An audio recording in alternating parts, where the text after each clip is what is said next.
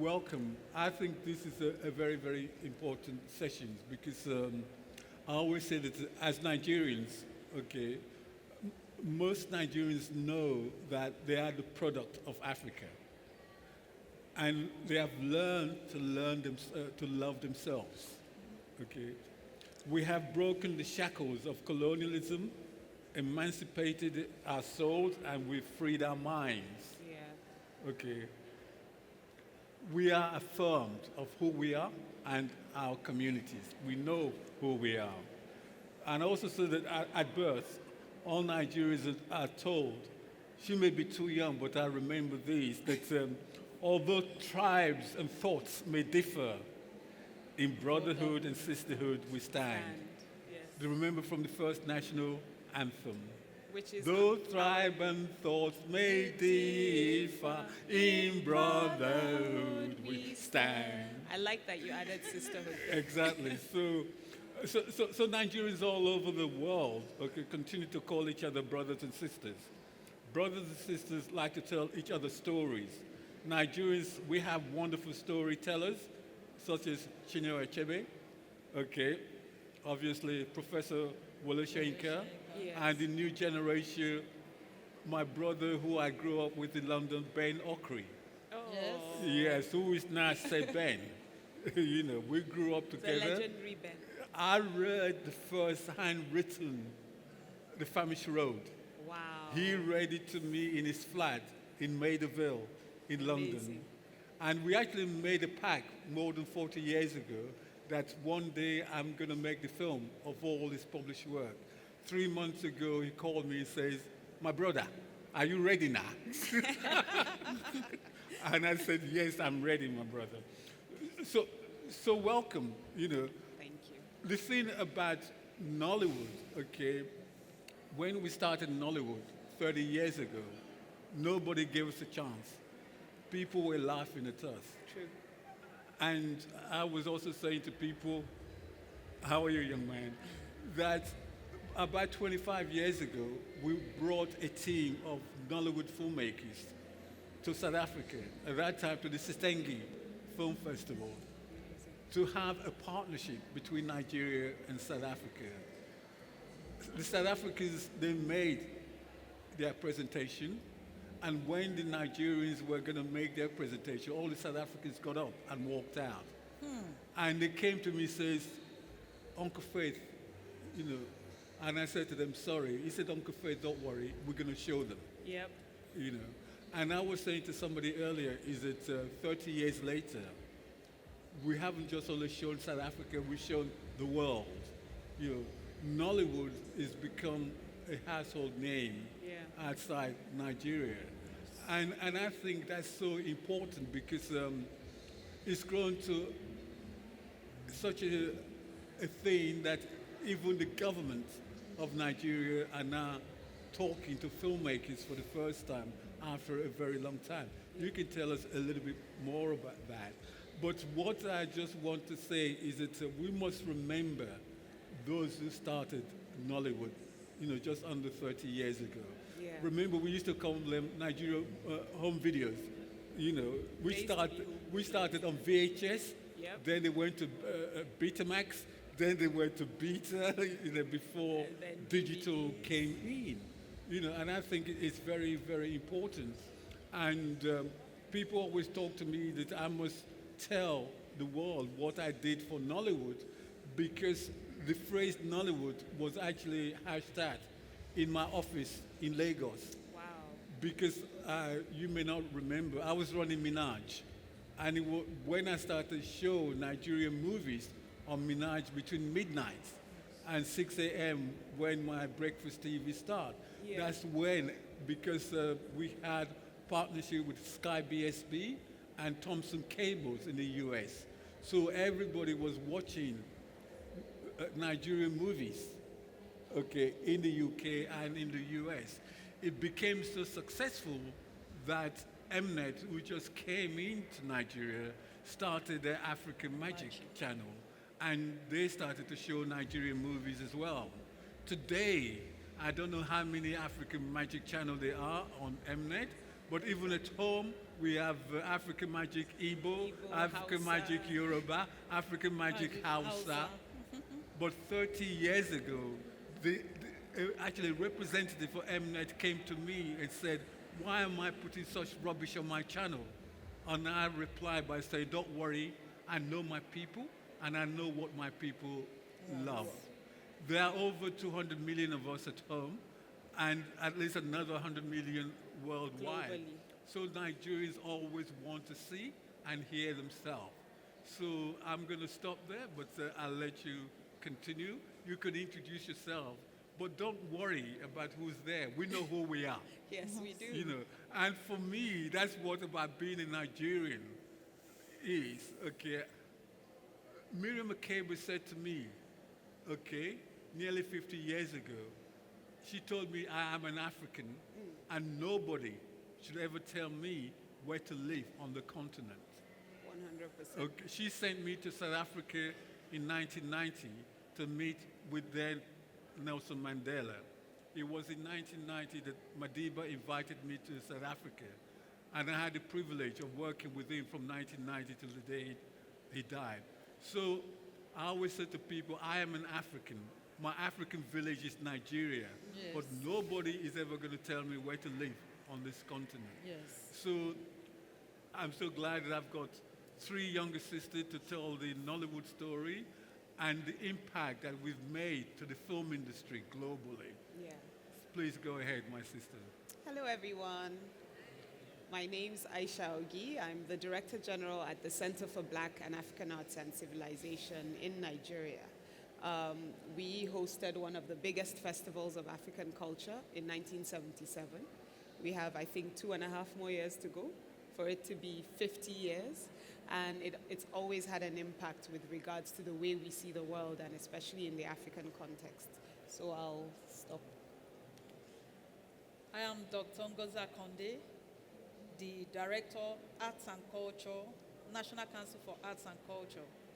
And we've been there for over 35 years, and we've been promoting the Nigerian content in terms of arts, crafts, fashion, and music, drama, and we are there to, collaborate and also partner with other foreigners to promote Africa, because we are all connected.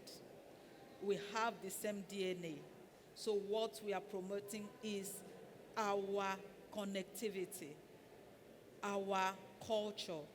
Africa is one, and we look at it as one. Thank you very much. Thank you.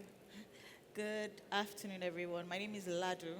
I'm the Chief Content Officer at Film One. Film One is part of the Filmhouse group, and I drive the content strategy for the group: production, distribution, development. We are Nigeria's #1 distributors and production house from the number of films that we do every year, and glad to be here. Right. I think as the youngest member here, I want you to actually to continue to talk, because when Nollywood started more than 30 years ago, there wasn't a Film One around. Yeah. Correct. And so it's very important now, okay, that at least now there is a body that filmmakers. I always say that when Nollywood started, people, a lot of the money that started to make those first films came from what I called the market woman.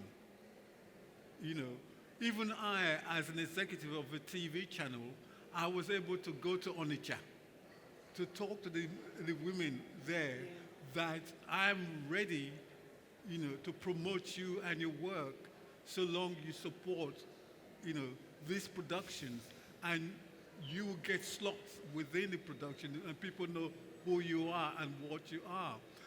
And I think that is very, very important. Nigeria, Nollywood started as a business. Okay, it started as a business. And the business was to make movies the movies that Nigeria liked. There was a quick turnover, and then they plow the money back into the business and they make more movies. And there's one thing which I will always say, fella told me more than 50 years ago. He said, my brother, I don't need to sell my music outside Nigeria. If I sell my music in Nigeria, I still be making a living.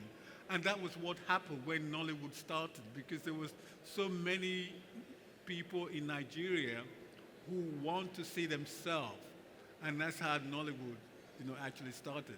So as a company which is now distributing and also producing content, I want you to tell us a little bit more about how important your role is in the Nollywood of today. Okay. Our role is actually quite important because we're part of a group that exhibits, let's start from the beginning, produces, distributes to the platforms, and exhibits. What that means is that a lot of filmmakers, whether it is you are a DOP or you are an actual writer or you are a director, look to us to create that opportunity for their stories to be told. And it's not something that we take lightly. We can't do all films, but we're very selective of the ones that we do. Why? Because we're very careful with the sort of stories that we want to be telling about our country. We want to tell things that whilst they're commercially viable, they're also stories that people want to hear. People want to know about your country or about your people, and for us, that position is not something that we just take just anyhow. It's something that there's a lot of thought that goes into it. Who do we work with? What sort of production do we get involved in? Is this serial? Is this for the cinema? Is this for streamers? It's the reason why I like the title today, because it says global reach. I think that where we are right now, Nollywood is popular everywhere you go to. Once you say Nollywood, again, you said it was coined in your office. Kudos to you, sir. It's popular everywhere you go to, but we haven't had the sort of reach that I feel like we deserve, especially for this sort of love and care and passion that filmmakers have put into this industry. Generally, a lot of it is a labor of love. People are bootstrapping for the most part in terms of film. And our job is to make sure, or our position is to make sure that when these stories are told, when these films are shot, that they get the most maximum visibility they can get everywhere. If it is in cinemas, if it is not in traditional cinemas, are there non-traditional viewing centers that we can put this in so that people can see it? Are there international platforms in France or Mozambique that would appreciate our content? That is what we're focused on, in making sure that it gets into the homes of people that we know would appreciate the content. We have a lot of Nigerians in the diaspora. Are we speaking to them? Are we catering to them with what it is that they want to hear, or what it is that they want to watch? And it's just sort of growing it. We feel like it's like we've seen. All of us I feel like we're all part of this Afrobeat thing. We've seen what has happened, and all of us are like, it's ours. Yes. And if anything, it's almost we're overdue. We're like a mother that has been carrying this child for like 13 months with Nollywood, and it is time. It has been time. But I feel like right now, we're very focused on how we can get that much visibility and let filmmakers make as much as they really should be making. Taking IP seriously, taking the story seriously, and just making sure that it has global reach internationally. So, yeah. Okay, one thing they always criticized Nollywood about when it first started was the quality, okay? And what I used to say at that time was that don't worry, okay, there was plenty. Yeah. And I always said that quality will come out of quantity, because the more you make, the better it will become. So one thing I want to, before I come back to my other two sisters, is really on the technical side, okay? Nollywood started when things were still being made on VHSs. Okay, you were probably too young to know what a VHS is. I think you think I'm like 21. I met Mr. Faith earlier today. Oh my word, he schooled me. I'm 36. I'm not a child. I feel the need to say that. You're younger than my children. I love that. That's good. But I'm very familiar with VHSs. I have quite a lot. So but yeah. Then the question I really want to ask is that about 15 years ago, whenever it was, we were shooting a Nollywood movie in Nigeria as well, and we were the first company, Moments Entertainment. We were filmed with Yvonne Chaka Chaka and Brother Justice Isiri. Okay, and we were the first company to bring in the red camera Yes. into Nigeria, and everybody was walking. They couldn't believe it's a camera. Yeah. Okay, when you go, because actually Moments Entertainment made history because we were the first African company to shoot on 4K. So one of our first movies, actually a poster of it called RJ's Murder, is now in Red Studios in Hollywood because they couldn't believe that we as African, we were in advance when it comes to technology. So when we were shooting with Yvonne and Justice Asiri, people were coming to us because they've never seen a camera like the red camera. 15 years later, 20 years later, there are more Reds camera in Nigeria now than Than any other anywhere. one in Africa. So that is the thing, is that you cannot see that Nigeria are not backwards when it comes to technology because the latest technical thing is now available to Nollywood filmmakers. I just want you to confirm that. You want me to confirm if they have the The latest technology, technology? yes. Oh, absolutely. There are probably 10, 20 ARRI cameras. People are shooting on Sony, like the ARRI 35. So in terms from a technical point of view, we're right there. There are post-production studios that have been built up that use like the greatest technology for sound and grading as well. One thing that has really helped, especially in recent years, is really the relationship that Nigeria, especially from a post-production point of view, that Nigeria has had with South Africa. Because what that has meant is a lot of that has happened, especially for post, which is where things start to get tricky. You know, you shot this thing, but it's just not finished properly. But there are quite a few of the companies here that have worked on a lot of popular Nigerian films that have transferred their knowledge, or they've done it with Nigerians or done it on their own for Nigerians, and that has exposed what is possible from a quality point of view. And they're definitely better. The VHS quality is a far cry from what we have right now. In fact, those sort of films won't even play on cinema screens. So we're light years away from it. But again, there's still a lot more work to do, especially in teaching and training local talents to sort of do that. There's still a lot of work, and it's something that we are also intentional about and looking for how we can solve for that. But yeah, we're definitely moving in the right direction. Thank you. My sister, I'm going to come right to you because Nigeria and South Africa, we are the two major centers of culture on the continent. Okay, and as I say, when you look at people like Fela, okay, he's a global Brand. and when you look at people like Miriam Makeba, our two greatest African global icons. Okay. Now I'm going to talk to you about something you're probably too young when it happened, and that's Festac. I'm way older than she is. Wow. I'm going to talk to you about Festac Yes. because first, nothing has been repeated since Festac. Yes.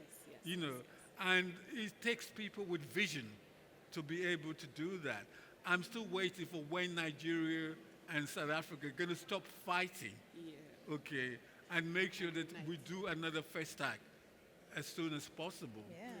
But my thing, we just started now doing a film on Miriam Makeba, on her life, and Festac is going to play a very important role because she was there with global African artists all over. So the reason why I'm actually saying that as well is that in South Africa, in Nigeria, and all over the continent, all our archives are found in London or in Washington. Where is Festac? Okay. Before I talk about Festac, I think I need to add context to what you mentioned earlier about the growth on Nollywood. Regardless of how the world sees that lack of quality, right? It's a $6.4 billion industry. Yep. We churn out an average of 2,500 films every year. Quality, non-quality, all of it. And I think with what Film One is doing and most of the other agencies that are supporting the Nollywood scene, we can see the global trajectory. On social media today, you have people speaking Pidgin, speaking in the Nigerian dialect, in Asia, in Europe, all the way down to Australia. So when you talk about that global reach, it's there. I think getting back to Festac now, Festac was the festival for African arts and culture. We had over 56 countries and black nations, who some have become countries now, all in Nigeria. It was a month-long activity. Over 300,000 people participated. Over 16,000 delegates came. And the entire content from that is housed in our center, the Center for Black and African Arts and Civilization. And I remember the first day I walked into that building, I thought, wow, this is a value we need to hold on to. That united Africa, we weren't fighting each other about who's the best jollof rice and who makes the best films and who makes the best dance music videos. It was really a united Africa. And just like you mentioned, it's never happened again in that context, except for like government meetings or like financing. To have that amount of the world communicating, learning about each other, I think that's a value we need to hold on to. And I believe Nigeria is a strong enough country to build that. If you've noticed now, we have producers making films in Brazil, in Cuba, in Trinidad and Tobago, because we're reconnecting to the other nations. A lot of these people were taken away from us, from West Africa, when the colonialists came. And I think the world is growing into a space where people want to hold on to their identity. They want to know who they are. We have a lot of actors globally who have done their DNA tests and are very proud to be from Nigeria.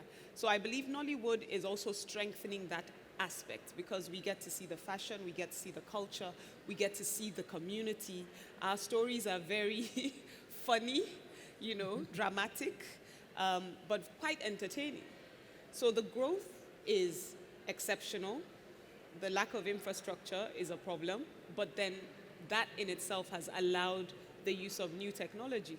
One of my mentees, for example, just did a film with his iPhone because he couldn't afford to get a camera. And it's showing on in the cinemas. Yeah. Oh, wow. Yeah, it showed in the cinemas when it was released. It's a short film. But you can see that growth and that hunger for storytelling and narrative building across Nigeria. Look at the fashion. You walked around here, you see what our people are wearing, you see them on the mannequins, and Nigeria is a strong connector to fashion also. So we talk about South Africa-Nigeria relations. She talked about the connection when it comes to post, especially with sound. Exactly. I think we have a lot of work to do in Nollywood with sound. So as a government, right now, for the first time in the history of Nigeria, we have a ministry that's focused on arts, culture, and creative economy. And I'm very happy to say Nollywood was one of the major reasons why a ministry like that was created by our president, because we can see the value. And we're here to ensure that for those of us who have been in the sector, ensuring that it moves and we have the right policies that can support filmmakers across Nigeria. I'm going to come to you next because there's a saying in Nigeria when we say that we go start and government go follow. And that is how Nollywood started. It's not like in South Africa, for instance, we have a lot of incentive for filmmakers. When you say that to Nigerian Nollywood filmmakers, they say, now, what be that? It's true, because in Nollywood, people started as businesses taking money out of their own pockets. 30 years later, it's become a phenomenon that after crude oil, Nollywood is actually the second biggest GDP for us as a country. Why do you think finally government has come on board? Thank you very much. I think the government is aware of the efforts the private sector have made, the success of their stories, and they felt that this is the time to support the industry. Because of that, the government is ready to collaborate, partner, and give that government support, carry them along so that they won't just be floating on their effort alone. now government is interested in making sure that funding, we try to collaborate, try to encourage, sponsorships, try to bring in, the global, partners that can actually bring the fund to support the industry. And we are also interested in using the industry to tell the positive story of Africa and Nigeria, our origins. What is our story? The story we know about Africa is what the white man told us. What do you know? How is your culture? You have to tell your story. With that, the government is interested in going back to the roots to bring out our story and use it to produce the film, support the producers to tell our story, to support our culture, to support our fashion, use our content to be able to bring out these stories for everyone to appreciate. It's not just telling the story why there is no originality. Let us go back to our roots and bring out our story, because we are the only ones that can tell our story. We are not going to look at the stories others told about us, but let us bring out our story in our films, bring out our tradition, bring out our fashion, and make sure our content is embedded into our films and our stories. Thank you very much. That brings me to the next point. Is it storytelling is an art? Yes. Filmmaking is an art. Okay. As somebody who, I always say that I'm an Urobo Pekin. Okay, you all understand that. Yes. To the audience, I will explain that to you later. But so our culture is who we are, and I think that is very, very important. But what I need to hear from you is that really the role that training, would give to better Nollywood productions. Because we used to have the film school in Jos. We still do. It's still there. It's still there, yes, okay. It's churning out some really good. But because you talk, so why aren't we getting really people who are technically minded, technically up to standard, so that if the film school is there, what role are they playing to make sure Nollywood doesn't fall back when it comes to technology and so on? We have the parastatals that are in charge of film. They are in charge of Nigerian Film and Censor Board. The DG was supposed to be on this panel. Yeah. We have the Nigerian Film Corporation. Corporation Association. He was also supposed to be on this panel. But because of the Logistics, unfortunately. both logistics and the assignment by the president, they were not allowed to come in. So what we are trying to say is that these parastatals, with the new administration, with the new ministry, they are ready to support the film industry. They are eager and they are working towards a situation whereby they will pay more attention to these industries now than before. So I would like to add to that. I have a personal story because I'm a filmmaker myself, and I was going to New York Film Academy to, try to upgrade myself. And I got there and I was informed that there was a partnership with a Nigerian firm.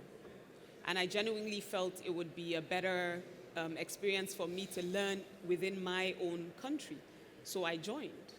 And at that time, out of 400 of us, only 8 people paid by themselves. The rest, which is 392, were sponsored by the government. A lot of people don't talk about that, and this is in 2010. Moving forward, that firm that partnered with the New York Film Academy today run a proper school in Lagos, Nigeria, and other places. They have pop-ups here and there. It's called Delyork. And as we're talking to you today, I believe they're even about to do something in collaboration with the government to train around 5,000 people. Yeah. So these things have been happening. Communication may not be the best, putting it out there, but it's not like the government has never cared. It's just the level of caring. When we talk about infrastructure, when we talk about education, these are things that have been added into the curriculum. So it shows that we're willing to go there. I've had a couple of schools reach out to me and say, we want you to teach. We now need the people who can commit their own time to serve in these capacities. You talked about the film school. I'm in the industry. And I think that's also a beautiful thing about this generation within the agencies. The head of the film corporation, I know you've heard of Kannywood. Apart from Hollywood and Nollywood, we also have Kannywood, which is the northern Nigerian film scene. He is someone that was in Kannywood, and that's Ali Nuhu, who's the Director General, the film corporation. And he was in Kannywood, and he made it into Nollywood. So he's experienced every possible thing in the last 25 years. He's heading an agency. So he knows all of these problems. So all of these things are itemized. With regards to investments, the federal government in itself has made partnerships with the likes of the African Development Bank, Afrexim Bank, Islamic Development Bank, like the people who can make these risks. Because let's not forget, a lot of this is business. In as much as we want to say, oh, let's get these things done, getting people to support, especially private sector, it's not as easy.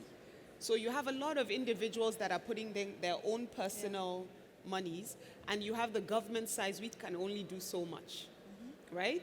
So right now we're looking at obviously reviewing the intellectual property laws so that for whoever is doing partnerships, you get to own your property and you're able to earn from it. We have a lot of people that would do work with most of these individuals, but none of the money ever gets back to them. So there's a lot that is being looked at. We're just, less than a year in? We started on January. Yes. So I think so far, the fact that we're even here shows that we're taking this very seriously. And the Nigerian government is not playing. We understand the value, especially when you look at things from the perspective of even in politics. When it's time to need voices to get people to vote, it's a lot of the Nollywood faces you see there. So the politicians do know the value of the sector. They do know that if they're featured or talked about in any of these films, people will know them. So the difference now is you have a government that is willing to put a leg in and say, give us a bit of time. We've not been here as much as we were, but we are showing that we are ready. So we have a couple of funds that have come up that people can tap into. Just going on the websites, you'll be able to see some of them like iDice, Clap, some initiatives that are moving. And I think the other exceptional part is that, sorry, you can cut me short whenever because I'm quite passionate about this. So the other thing is private sector are now also realizing we can actually work with government. There has been an us against them perspective. And now you have people understanding that you get to a certain level, you will need government. When it comes to security, when it comes to provisions, when it comes to letters of no objection, when it comes to even receiving investments, you should be able to have a backup in case anything happens, right? So both the private sector and the public sector are realizing we have to work together to make things happen. So if I look at your generation, I have to say thank you to people like you, because if you didn't stay committed for as long as you did, the younger generation wouldn't have picked up to say, this is a viable thing. When I decided I was doing photography and film, everyone thought, you must be out of your mind, right? But today, we are being called and talked about, and parents are even sending their kids to say, please, can you mentor my child? And this generation of millennials and Gen Zs are exceptional storytellers. Yes, we like to do things fast. It's 2 minutes, 5 minutes, fast, short storytelling. But when it now comes to the kind of films that are being churned out, you see even our actors are going out of their way to be better. So I'll stop at that. Thank you. Thank you. Then that's going to, my challenge for you now is that from government and also from the private sector, I know that the film treaty between Nigeria and South Africa was signed 2 years ago, Yes. because I was one of the people who negotiated that. But I also know 2 years later, nothing has been done. Why? So these are the things that I'm saying, that we are a year in. So we're working on that. We have all the MOUs on the table being reviewed. I think with regards to Nigeria and South Africa, there's a lot of bonding that needs to happen. A lot. I can give a simple example. We have plans, we want to come to South Africa, and 90% of the team don't get a visa. What do? Do you understand? I think Africa needs to wake up to understand that a united Africa will let us move. Yes. It's not about fighting against the Congolese or the Nigerians or the South Africans. We are killing ourselves by ourselves. Yes. You look at the AFCFTA, which is the Africa Free Continental Trade Agreement. We want to do that, but it's harder for me to explore Africa than it is for me to go to Europe. So these issues are not just about the individuals or the government in themselves. We have to work together. And I know the Ministry of Foreign Affairs is really on top of things, most especially because you look at South Africa and Nigeria and you know if we decide to unite, the world will feel it. Nigerians and South Africans coming together is always a beautiful thing, whether it's music-wise, film-wise, fashion-wise. And I think we're very much ready. It's just these documentations, these legal things are aspects that we need to work on. We need to work on the foreign affairs diplomacy to ensure that things get better. And I know all of this is on the table. I have 36 MOUs on my table that we're reviewing right now. And a lot of these treaties and MOUs sometimes do not benefit Nigeria. So if you see some pauses, it's harder for government to go ahead and sign and move on with certain things when it's not totally beneficial to them also. So I think Nigerians, South Africans, all of us in government, private sector, we need to review these things and ensure that we have partnerships that matter. Yes, I want to get the audience involved because I'm sure that even in South Africa, Nollywood is, we are all sitting on here, we know everything about Nollywood, but I'm going to open it to the audience because I want some of their points. So if any questions, any comments you'd like to make. Yes, there's somebody here and somebody there. Yes. Good afternoon, everyone. Thank you for a great panel. I want to know, as filmmakers, how can we lobby the GTIC and NEF to actually start engaging properly? I can't hear. We didn't Oh, you hear can't hear? We didn't hear, sorry. As filmmakers or as the sector, how do we lobby our government to start engaging properly with Nigeria? Because as a filmmaker, the partnerships for us seem almost seamless. You know, the stories of music, the stories of fashion crossing across the borders for us seem very seamless. And often I see that as filmmakers, if we can lobby the NFEF, the DTIC, or the NEF to say, look, let's engage with the government at this level, there is some movement. And I'd just like to know, how do we do that from our side as producers?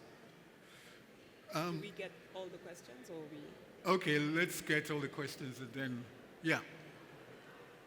Hello.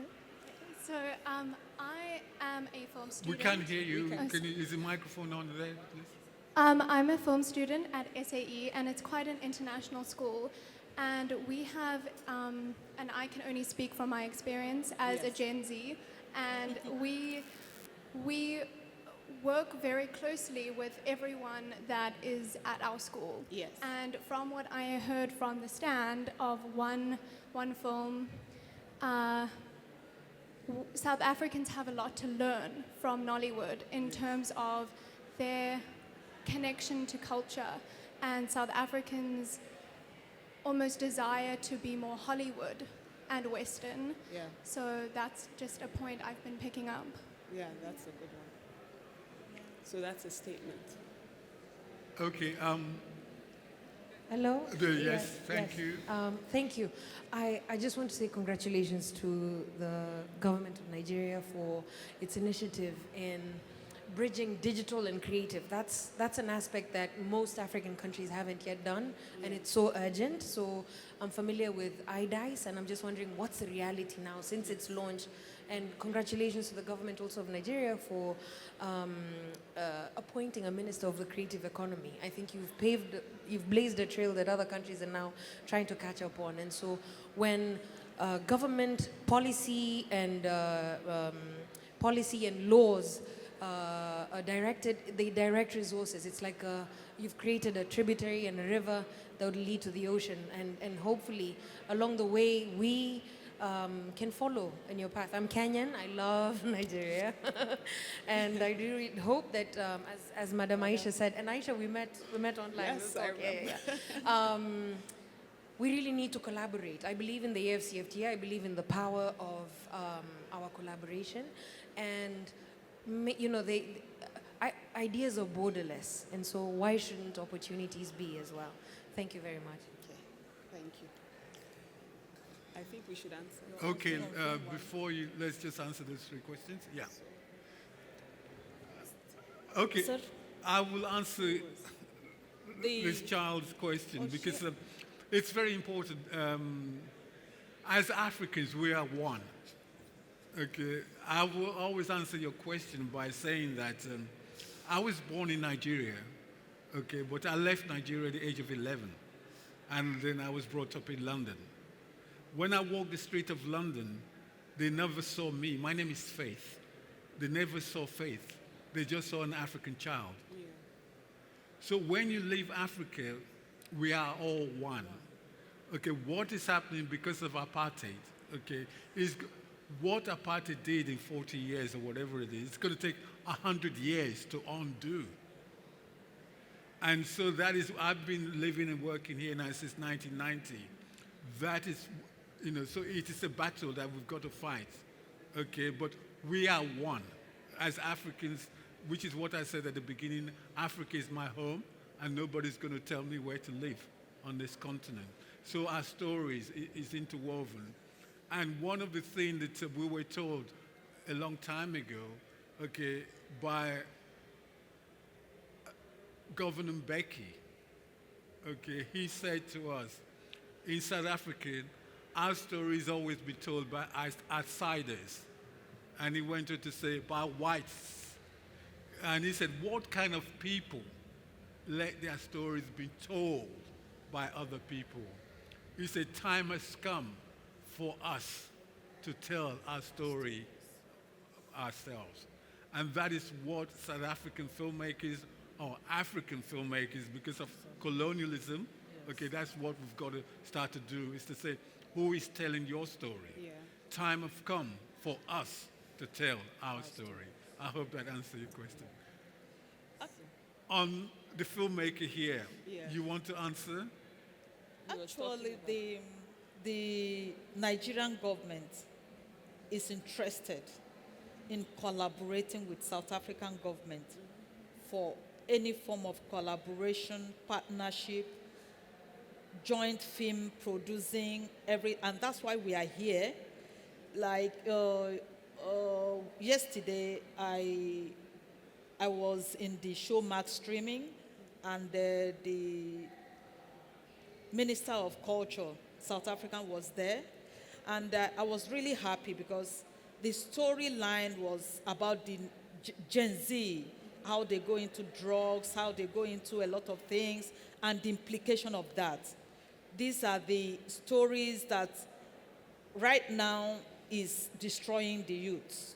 So we have to tell them how they have to avoid drugs, how they have to have values, how they will be able to imbibe that culture of promoting, hard work, integrity, and how to work, diligently. They should be diligent in whatever thing they lay their hands on, not to resort to, vices that would destroy them. So we are ready to partner with anybody that have a good content that can promote both cultures, African culture, African content, and that's love, peace, the origin, the story that unites us and not the ones that will divide us. We want that story that will bring us together as one, that have the same DNA. When you check your DNA, we are all related, we are all together. And I can remember during the period of the apartheid regime, Nigeria was Very supportive. very, very supportive. I went to Ahmadu Bello University. A lot of South Africans were on scholarship when I was there in the 1980s. So why now? We should be together. We should do things together. We should love one another and promote the positive things that unite us. Thank you very much. Okay, so I think I'll add to that because you talked about the collaborations and how to connect, right? So we have our stand over there. It will be good so you can always bring your contacts. Yes. I think for most of the websites under creative economy, we do now have contact. So if you have a concept, if you have something you're willing to work on, we're very open to hearing about it and seeing how we can support you on the other end or vice versa. For someone like me, our agency is Pan-African. We're not looking at things just from the perspective of Nigeria. We're very open to also showcasing and supporting African stories and African connections. And then with regards to iDice, so iDice is a fund that was created to support the digital and creative economy. It's something I also personally worked on. I was special advisor to the Minister of Finance in the last dispensation before running this agency. And it's something that has taken a while, mainly because we have global institutions.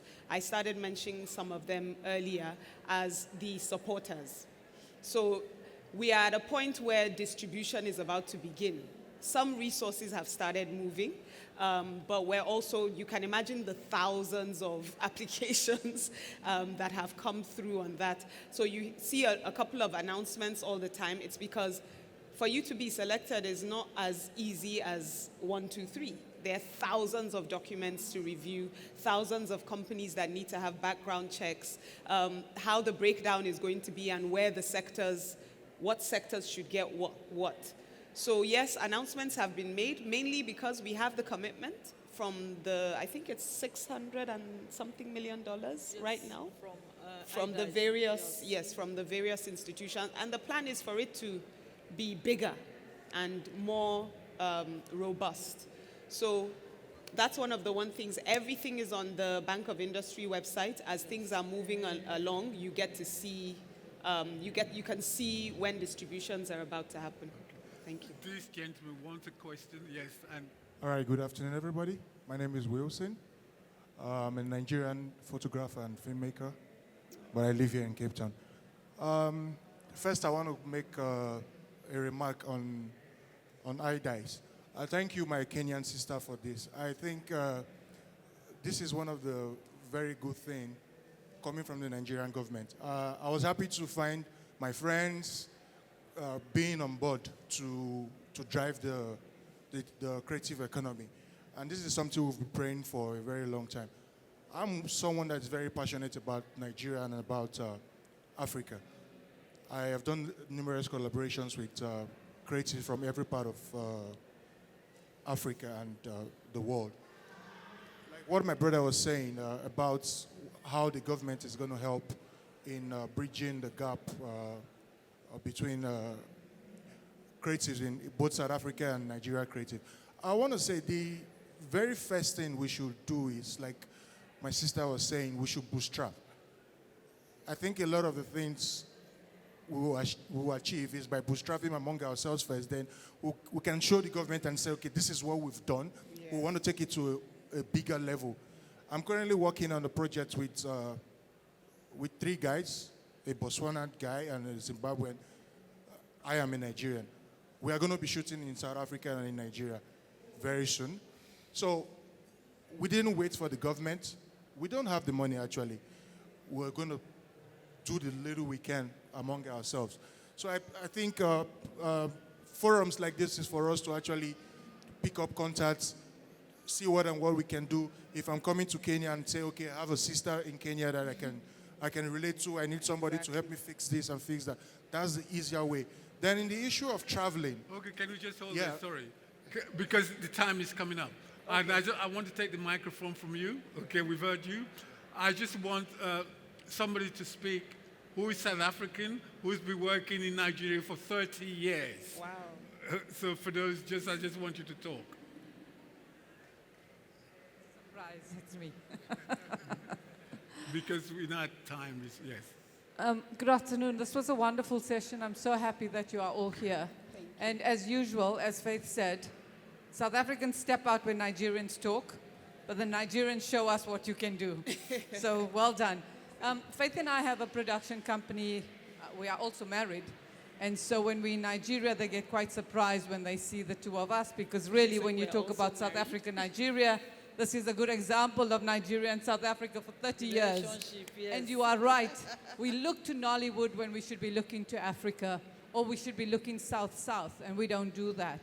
So I'm so happy to hear the things you are all doing, and that you are all very, it's wonderful firstly to see women, and then to know that, as you have said, you've trained.